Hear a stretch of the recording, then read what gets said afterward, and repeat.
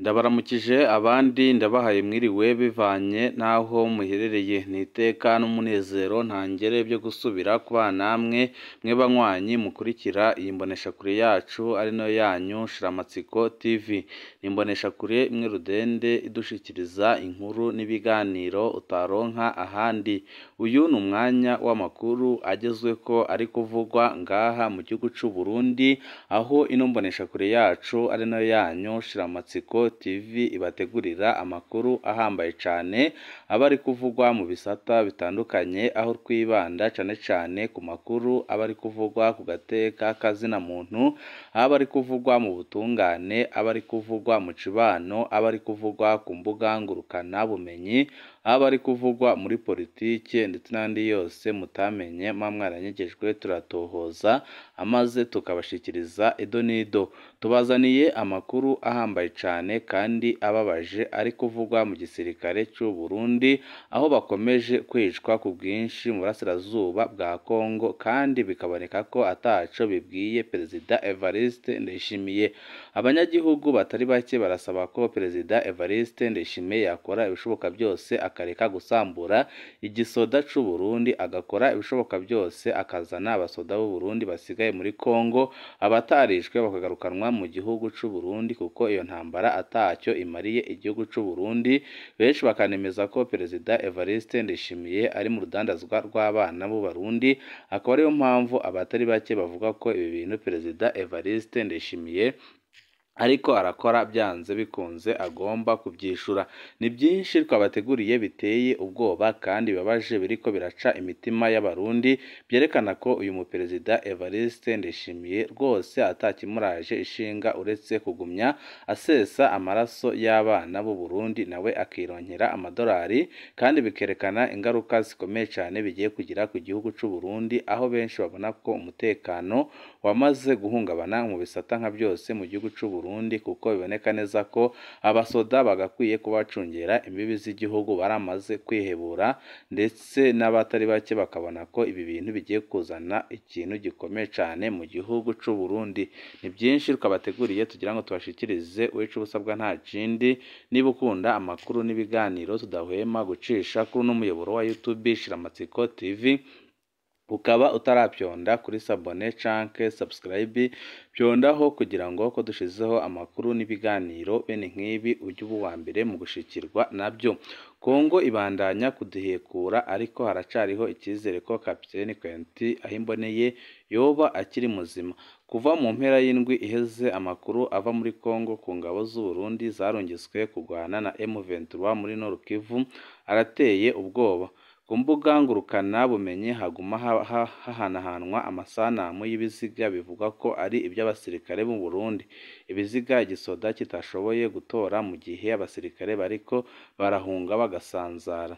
Nk'uko byama, igisirikare c'u Burundi kiranumye, leta y'u Burundi iranumye. Imiryango y'abasirikare barungitswe muri Kongo iri mu bwoba bwo kutamenya ko ababo baba bakiriko canke se baba baramaze kwitaba Imana. Abagiye kubaza mu gisirikare baronka inyishu zisa no kubashinyaguriza ngo ibyo mwabikuye hehe. Ibintu byifashe gutyo mu gihe abasoda b'u Burundi ari bo bonyine batarekuriwe gutunga telefone mu gisirikare, byose bigwanira muri Kongo. Ibituntuza abatari bake bakabona ko uburenganzira bwabo bwapfukiranywe na Perezida Evariste Ndayishimiye. Hano tubasangiza amwe mu makuru twashoboye kuronka gushika ejo haheze. Haracariho icizere ko Kapiteni Quentin Ahimboneye akiri muzima. Ejo haheze twari twabasangije ubutumwa bw'umugenzi wa Kapiteni Quentin Ahimboneye yari yihebuye ko yapfuye, ashima kudusangiza ubutwari amuziko.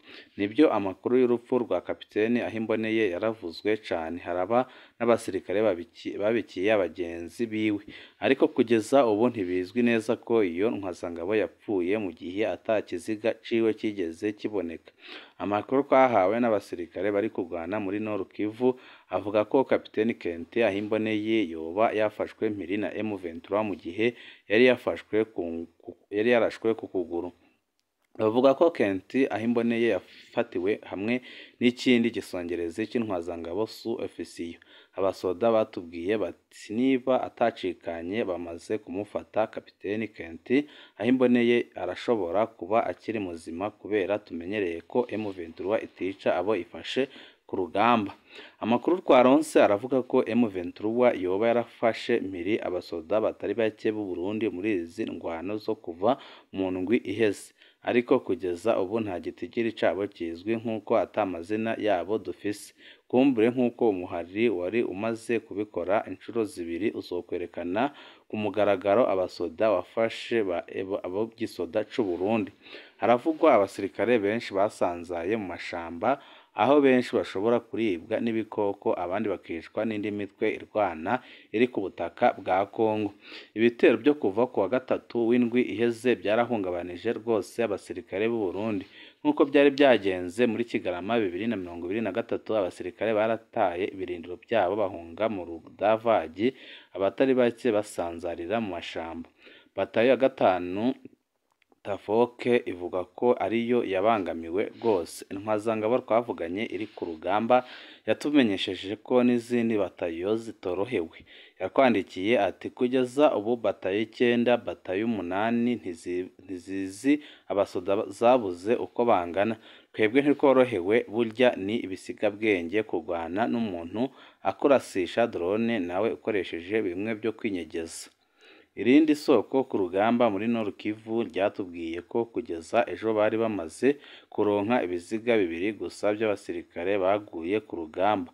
Aho ni mu gihe imbuga za M23 zo zimaze kwerekana ibiziga by'abasirikare b'u Burundi birenga 12. Mu mvugo ho havugwa ibitigiri birenze bishobora ko harimwo gushikuza. Mu makuru yayo ya hirya y'ejo, radiyo Inzamba yavuze ko yabwiwe ko hishwe abasirikare bashika 50 hafatwa mpiri abarenga 10. Hari imiryango imaze kuronka amakuru y'ababo baguye ku rugamba. Muri ico gifungo ntangere c'ibibera muri Kongo, hari imiryango iza iraronka amakuru ko ababo bishwe. Muri abo baravugwa Premier Sergeant Major Emery Ntadambanya ufise matricule 655998, yavutse mu mwaka w'1980 ku mutumba wa Nyamigogo muri komine Rusaka mu ntara ya Mwaro. Aho muri Kongo, Sameri Ntagambanya yari muri batayo ya 6 Tafoke yoba yitabye Imana ku wa gatanu uheze kw'igenekerezo rya mbere Ndamukiza 2024. Ubundi amaze kuvuga cane ni First Class Lionel Ndagijimana ufise matricule 7989 ubusa HR 25 34 havuka muri komine Mabanda mu ntara ya Makamba.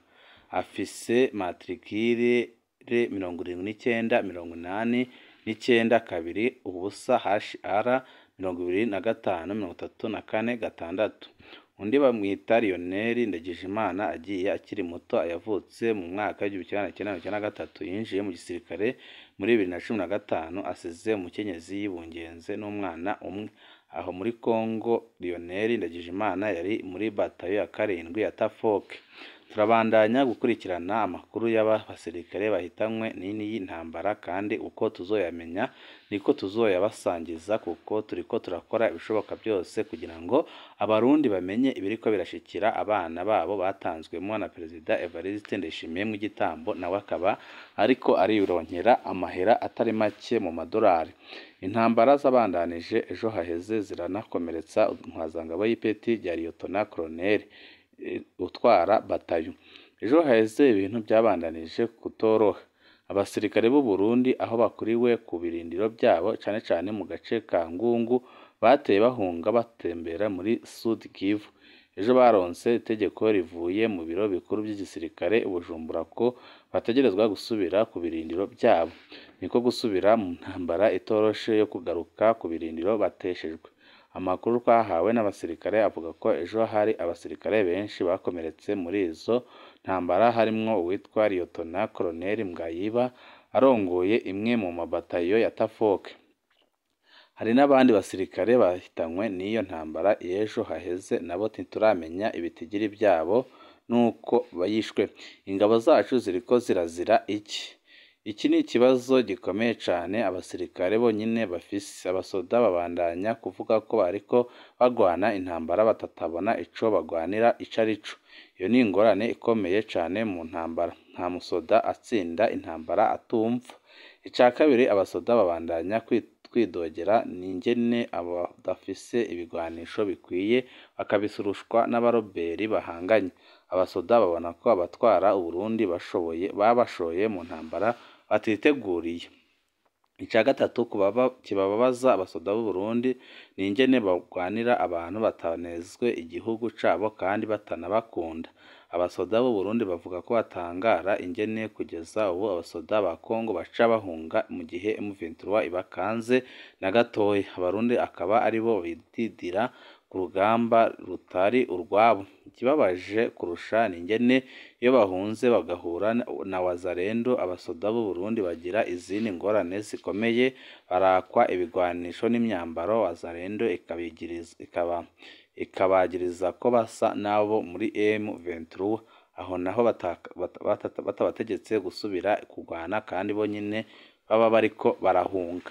Abasoda baravuga ko bamaze iminsi badahabwa agashirukabute bemerewe kugira bibesheho muri Kongo. Baravuga kandi ko bafise ubwoba ko bashobora kuzobura inzira yo guhunga baja muri Sud Kivu kubera ukuntu M23 itera ibakikuza. Ubu bavuga ko basigaranye inzira imwe gusa yo hasi be n'inzira yo mu mazi.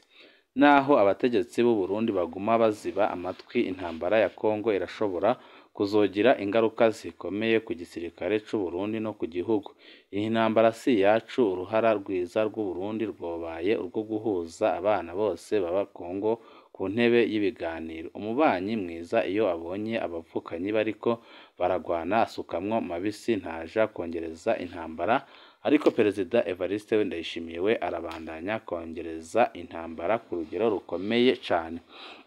Hari ababandanya kutubaza impamvu tudatanga amakuru ajanye n'ibishikira abasirikare b'u Burundi muri Nord Kivu. Kuva FDNB igiye muri iyi ntambara twarakiriye ibyo abasirikare basaba. Inkuru twatanze zarahinduye byinshi. Twariyamirije ingene abasirikare b'u Burundi bagwana bambaye umwambaro w'igisoda ca Kongo, byarakosowe cyane. Twariyamirije udufaranga tw'intica ntikize abasoda bariko barahabwa mu gihe abatwara Burundi bo bariko barinjiza amamiliyoni y'amadolari. Ibyo byatumye amafaranga ahabwa abasirikare muri Kongo aduzwa inshuro zibiri zose. Twariyamirije ingene abatwara abasoda b'u Burundi muri Kongo bariko barabiba amafaranga yo kubafungurira bakabafata nabi. Ibyo byatumye abakuru b'izo ngabo bahindurwa kandi ubuzima bw'abasoda burahinduka rwose. N'ubu ntituzohagarika gutabariza abana b'u Burundi. Tuzobandanya kwiyamiriza ingene abasoda batarekuriwe kuvugana n'imiryango yabo, ingene umusirikare apfa umuryango ntubimenyeshwe kandi ntibagire igisigara kirashigikira umuryango w'umusoda yiguze Kongo. Tuzoguma tubwira abarundi ibiriko birashikira ababo barungiswe mu ntambara itaturaba ku nyungu z'amaronko y'abategetsi gusa. Menya neza ino mboneshakure ntikorera Ryogora duhure. Ino mboneshakure ikorera umurundi wese atagira aho avugira kandi umurundi wese waniganywe ijambo n'ubutegetsi bwa CNDD-FDD.